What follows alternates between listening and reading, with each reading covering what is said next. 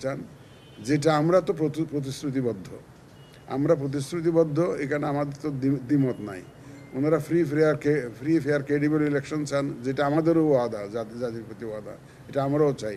নিরপেক্ষভাবে আমরা ইসি কাজ করবো, এটা তো আমরা ঘোষণা দিয়েছি, আপনারা সব জানেন। এবং আমরা তো খুব ট্রান্সপারেন্ট ওয়েতে কাজ করছি। এমন কোনো দিন আছে যে আমাদের কেউ না কেউ আপনাদের সাথে কথা বলছে না? কেউ না কেউ প্রত্যেকটা দিন আমাদের কমিশনারদের একজন, নাহলে আমাদের সচিব মহোদয় আপনাদের সাথে প্রতিনিয়ত ইন্টারেক্ট করে যাচ্ছেন। হোয়াট ডাজ ইট মিন? আমরা তো কোনো কিছু লুকিয়ে ছাপিয়ে করতেছি না, আমরা যা করছি একদম ট্রান্সপারেন্ট ওয়েতে করছি।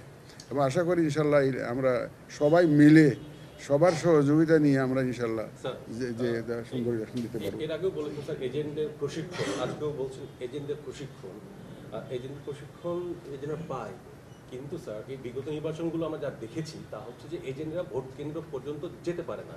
এমনকি স্যার ভোটের রাতেও এজেন্টকে তার যে ভোট কেন্দ্র তাকে অন্য জেলায় পাঠিয়ে দেওয়া হয়েছে, এমনও আমরা অভিযোগ পেয়েছি। স্যার আগামী নির্বাচনে স্যার এজেন্টরা ভোট কেন্দ্র পর্যন্ত যেতে পারবে সেই ব্যবস্থা কি আপনারা করতে পারবেন? অবশ্যই করবো ইনশাল্লাহ। Please forget the past. অতীতে যা হয়েছে এটা ভুলে যান, এটা বর্তমান। আপনারা please confine to the current situation.